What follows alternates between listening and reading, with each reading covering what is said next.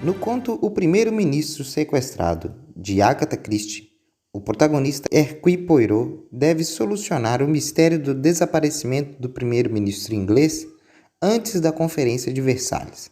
No episódio de hoje, veremos como o Tratado de Versalhes foi importante para a história das duas grandes guerras na humanidade.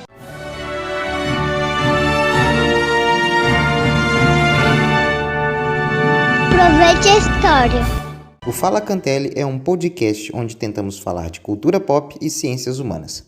Se você tem algum comentário sobre o episódio de hoje, me siga no Instagram, @mateuscantelli, ou me mande um e-mail para mateuscantelli@gmail.com.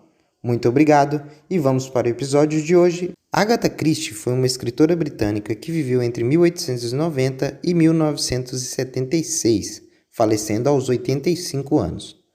Ela escreveu mais de 80 livros durante a sua vida e ficou conhecida principalmente por seus romances policiais, o que até lhe rendeu a alcunha de Rainha do Crime.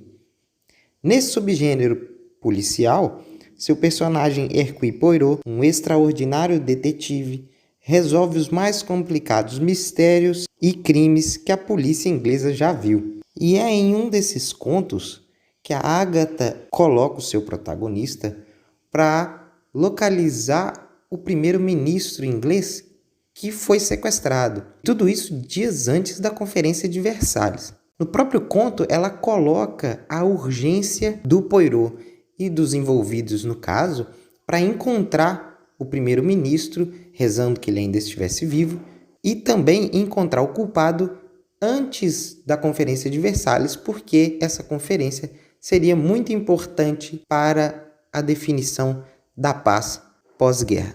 Esse conto está contido no livro Poirot Investiga, que é uma coletânea de contos, são 14, e que eu tenho a 11ª edição, mas provavelmente tem edições mais novas.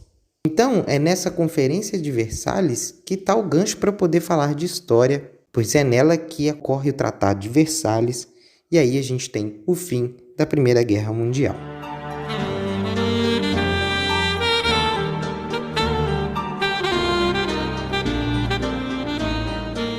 Para dar um pouco de contexto histórico para vocês, a Primeira Guerra Mundial ela vai ocorrer entre 1914 até 1919. E ela vai ser uma consequência de diversos conflitos ali na Europa. Por exemplo, a gente já tinha um conflito de rivalidade entre a Alemanha e a França por causa da Guerra Franco-Prussiana, onde a Alemanha tomou o território da Alsácia-Lorena, que era da França. Outra questão é o crescimento acelerado da Alemanha, que vai começar a assustar a Inglaterra, porque o Império da Alemanha, que era na época o Império da Prússia, estava crescendo muito rápido e isso começou a assustar os outros impérios, principalmente o maior império do mundo, que era a Inglaterra. Outra situação era uma guerra política que estava tendo entre o Império Austro-Húngaro e a Sérvia.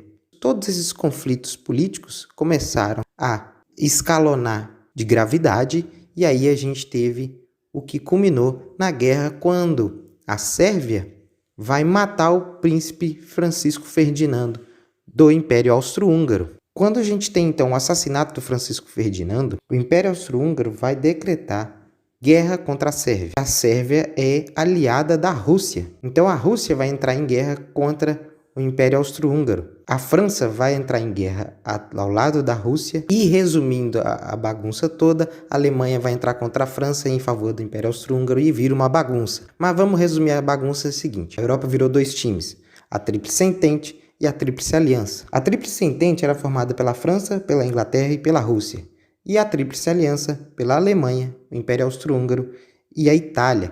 Esses dois grupos vão guerrear entre si, o que vai ser conhecido como a Primeira Grande Guerra, ou Primeira Guerra Mundial.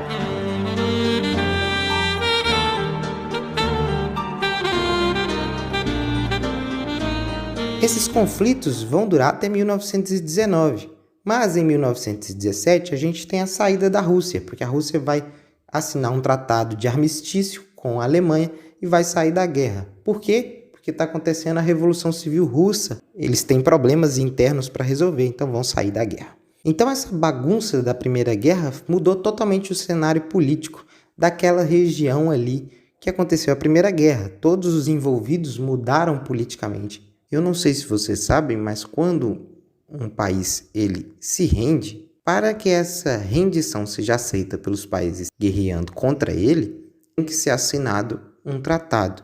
O Tratado de Versalhes ele era um acordo onde determinavam as condições que a Alemanha teria que aceitar para que acabasse a guerra, para que houvesse o fim da guerra. Então, primeiramente, o Tratado de Versalhes já colocava uma indenização para a Alemanha de 33 milhões de dólares. 33 milhões. Além disso, a Alemanha teria que desistir das suas colônias no oceano, reconhecer a independência da Áustria e ter os seus exércitos limitados. Para os alemães, então, esse tratado, na verdade, foi uma imposição. Foi uma perda quase irremediável para a Alemanha, né? Muitos recursos foram tirados.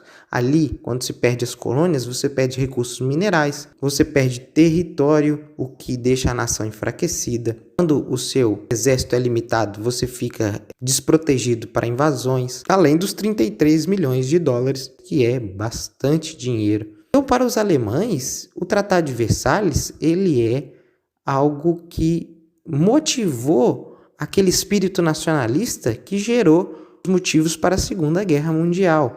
O Partido Nazista ele vai se embasar nessas imposições. Só que a gente tem que entender que não havia uma condição para a Alemanha continuar na guerra. Houve um golpe de Estado, a República de Weimar se estabelece na Alemanha porque a Alemanha estava numa crise muito grande, como a gente até falou na situação do nazismo. Essa crise, então, vai se agravar por causa do Tratado de Versalhes e é o que vai gerar a Segunda Guerra. Então, quando a Agatha Christie ela escreve que o primeiro-ministro precisa estar na Conferência de Versalhes, é porque esse tratado foi o fim da guerra, tecnicamente. Os historiadores eles não decretam o fim da guerra, não escrevem que a guerra acabou em 1918, quando houve a rendição alemã. Não, eles colocam como 1919 porque foi quando teve a assinatura do Tratado de Versalhes que pôs um fim na guerra, literal.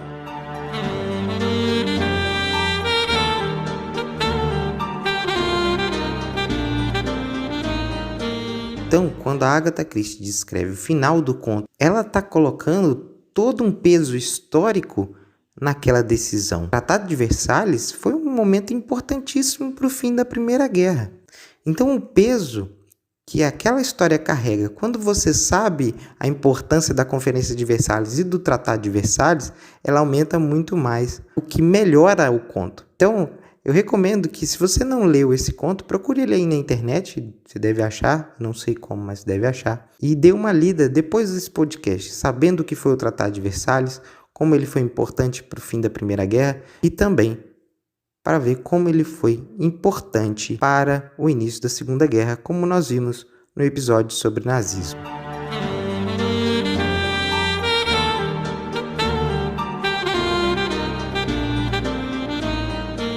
Então, eu espero que você tenha gostado desse episódio.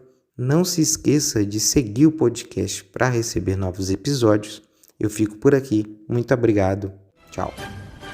Eu espero que vocês tenham gostado desse vídeo. Novamente, peço que deixe o gostei, se inscreva no canal e compartilhe esse vídeo com outros que necessitam deste conteúdo.